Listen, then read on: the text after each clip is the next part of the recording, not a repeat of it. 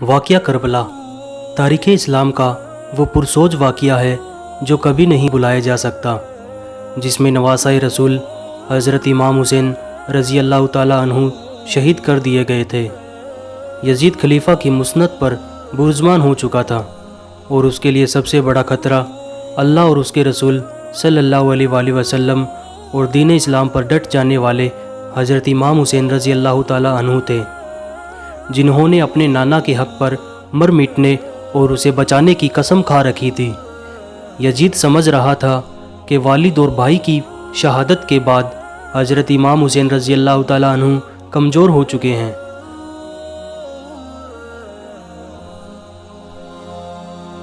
اس نے سوچا اپنی طاقت کو مزید بڑھانے اور حکومت کو مکمل طور پر اپنے قابو میں کرنے کے لیے آپ رضی اللہ تعالیٰ عنہ کو راستے سے ہٹانا ہی فائدہ مند ہوگا، لیکن اسے شاید معلوم نہ تھا کہ سردار جنت کے لیے دنیاوی خلافت کوئی معنی نہیں رکھتی۔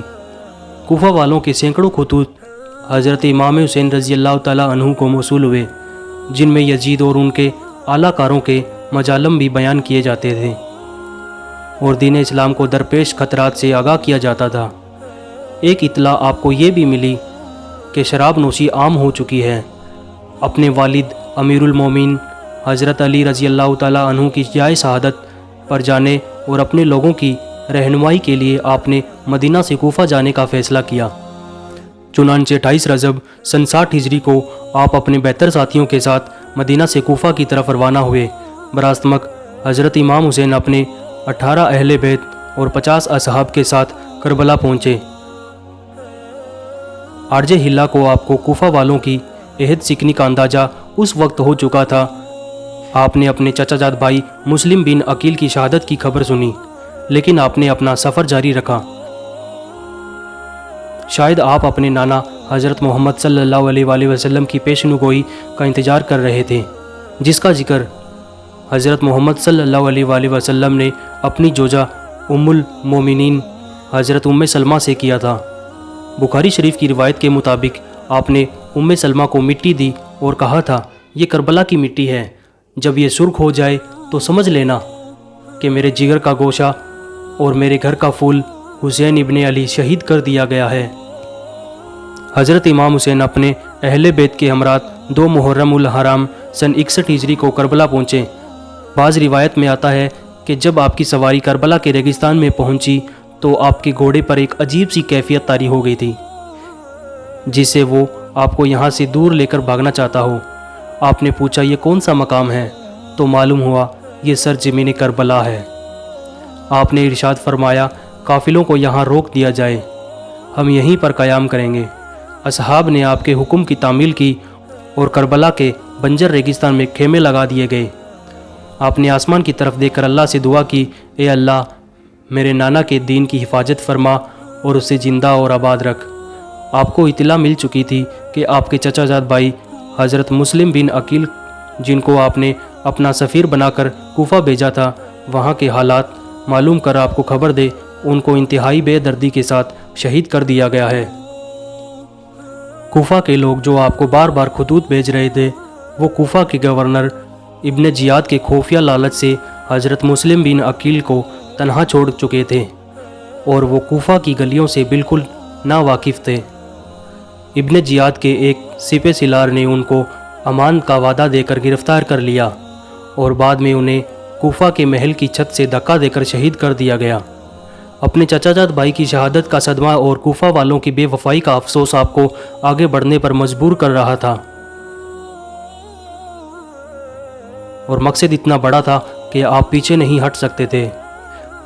خیمے لگ چکے تھے اور ترتیب کچھ یوں تھی کہ سب سے آگے پہلا خیمہ حضرت عباس کا تھا۔ حضرت عباس کا نام آتے ہی جو الفاظ ذہن میں آتے ہیں، وفا، سچائی، بہادری اور حق پر ڈٹ جانا، یہ ایسے شہید تھے جو غازی کہلاتے ہیں۔ حضرت عباس حضرت علی رضی اللہ تعالیٰ عنہ کی دوسری بیوی ام البنی سے ہیں۔ حضرت عباس علمدار کربلا کے میدان میں حضرت امام حسین کی فوج کے علمدار تھے۔ یزیدی فوج 3 محرم الحرام کو امام کی فوج کے راستے میں پڑاؤ ڈال چکی تھی، حالات کشیدگی کی طرف جا رہے تھے۔ حضرت امام حسین نے اپنے اصحاب اور اہل بیت کو اکٹھا کیا اور فرمایا، میں آپ سب لوگوں سے اپنی بیت اٹھاتا ہوں، آپ آزاد ہیں، جانا چاہیں تو جا سکتے ہیں۔ سب نے کہا، ہم آپ پر اپنی جان نثار کریں گے، اپنے خون کے آخری قطرے تک دین حق کے لیے لڑیں گے۔ یزید کی بیت کا مطلب تھا اس کے تمام اقدامات کی توثیق جس کا دین اسلام متحمل نہیں ہو سکتا۔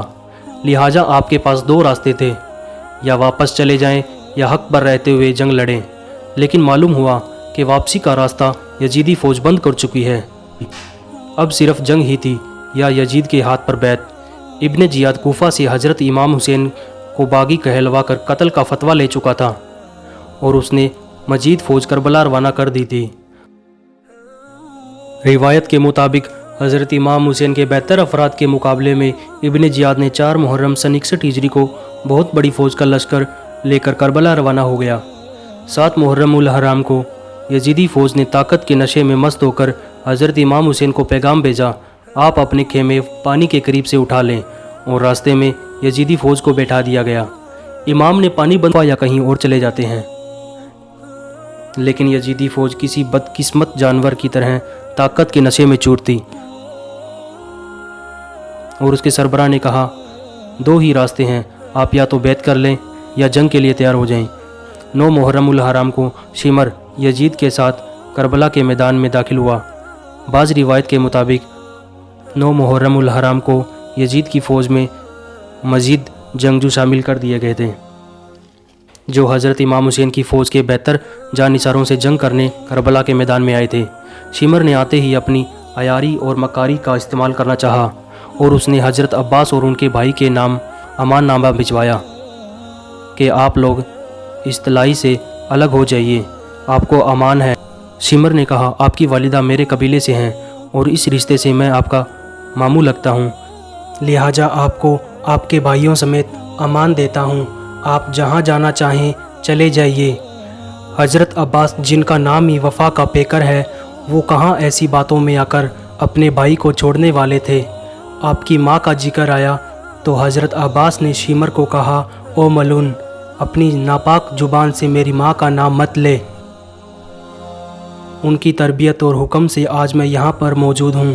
9 محرم الحرام کی رات کو حضرت امام حسین کو یقین ہو گیا یزیدی فوج ان کا خون بہانے کی در پر تھے۔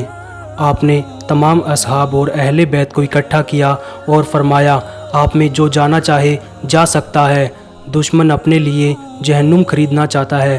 میری خواہش ہے کہ میرے نانا کے امتی جہنم سے بچ جائیں، لیکن وہ ہمارے خون کے پیاسے ہیں۔ روایت میں آتا ہے کہ حضرت امام حسین نے روشنی محتم کروا دی کہ اگر کوئی جانا چاہے تو چلا جائے۔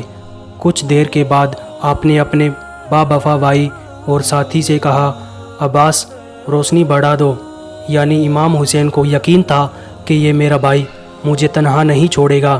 10 محرم الحرام کا سورج ہوا۔ تمام اصحاب اور اہل بیت نے رات جاگ کر گزاری تھی، سب لوگ پیاس سے نڈال تھے۔ 7 محرم کی شام کو حضرت امام حسین کے حکم سے حضرت عباس اپنے چند افراد کے ساتھ یزیدی فوج کو دھکیلتے ہوئے فرات سے پانی کا مشکیزہ بھر کر لائے تھے، لیکن 10 محرم کو فوج کو پیچھے دھکیلتے ہوئے اور رونتے ہوئے حضرت عباس پانی تک پہنچے۔ آپ نے مشکیزہ پانی سے بھرا اور گھوڑے پر اپنے سامنے رکھ لیا۔ حضرت عباس تیزی سے خیموں کی طرف گھوڑا دوڑا رہے تھے کہ کسی تیر انداز نے تیر مشکیزے پر مارا اور پانی ضائع ہونے لگا۔ آپ نے اپنے مولا قلم نیچے نہیں کیا، اپنی جان کی پرواہ کیے بغیر آپ نے تلوار والا ہاتھ مشکیزے کے پانی کو ضائع ہونے سے بچانے کے لیے استعمال کیا اور پرچم بلند رکھا۔ تلوار ہاتھ میں نہ ہونے کا فائدہ اٹھاتے ہوئے ایک یزیدی سپاہی نے جو درخت کی اوڑ میں چھپا ہوا تھا تلوار سے ایک زوردار وار کیا اور جس ہاتھ میں علم تھا بازو شہید کر دیا گیا۔ حضرت عباس نے درد کی شدت کے باوجود علم دوسرے ہاتھ میں تھام لیا۔ چند تیر اور مشکیزے پر لگے اور پانی تیزی کے ساتھ ضائع ہونے لگا۔ اسی اثنا میں آپ کا دوسرا بازو بھی شہید کر دیا گیا۔ علی زادے کو بے دردی کے ساتھ زخمی کر دیا گیا تھا اور آپ کے دونوں بازو شہید ہو چکے تھے، لیکن آپ ابھی بھی زندہ تھے۔ شاید اسی نسبت سے آپ کو غازی کا لقب دیا جاتا ہے۔ ایک بدبخت نے پیچھے سے آپ کے سر مبارک پر پرچھی کی ضرب لگائی اور آپ شہید ہو گئے۔ ایک ایک کر کے تمام جان نثار آپ پر جانیں قربان کر رہے تھے۔ حضرت امام حسین ان ظالموں کو آخر تک یہی ترغیب دیتے رہے کہ اے ظالموں، کیوں اپنے لیے جہنم خریدتے ہو؟ مگر آپ کی ایک نہ مانی گئی اور ایک ایک کر کے آپ کے سبھی ساتھیوں کو شہید کر دیا جا رہا تھا۔ بالآخر آپ لڑنے کے لیے کربلا کے میدان میں اترے اور یزیدی فوج کی صفیں الٹ دی۔ نواسۂ رسول صلی اللہ علیہ وآلہ وسلم قہر بن کر یزیدی فوج پر ٹوٹے۔ 10 محرم الحرام کی عصر کی نماز کا وقت ہوا، آپ گھوڑے پر سے اترے، ریت سے تیمم کیا اور نماز کے لیے کھڑے ہو گئے۔ یزیدی فوج کے بزدل سپاہی جو کر بھی منڈرا رہے تھے اور حملہ کرنے کی جرت بھی نہیں کرتے تھے، حضرت امام حسین رضی اللہ تعالیٰ عنہ نماز میں مصروف ہونے کی وجہ سے آپ پر حملہ کرنے کی جرت جٹا پائے اور چاروں طرف سے آپ پر تیروں کی برسات کر دی۔ نماز میں مصروف ہونے کی وجہ سے امام حسین کو تیروں کی تکلیف کا اندازہ نہ تھا۔ یزیدی بدبختوں کو شاید معلوم نہیں تھا کہ یہ علی زادہ ہے، اور حضرت علی بھی نماز میں مشغول ہوتے تو اس قدر خدا کی یاد میں ڈوب جاتے کہ تکلیف کا اندازہ ہی نہیں ہوتا تھا۔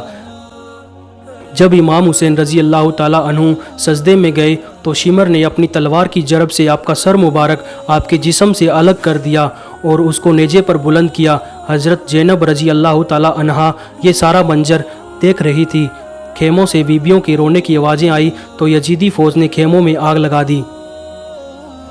حضرت امام حسین دین اور حق کی خاطر آخری سانس تک لڑتے رہے اور اپنا سب کچھ قربان کر دیا۔ ہمیں امام حسین رضی اللہ تعالیٰ عنہ کی یہ قربانی سچے الفاظوں میں قائم رکھنے اور دین کی حفاظت کرنے کا عمل حاصل ہو۔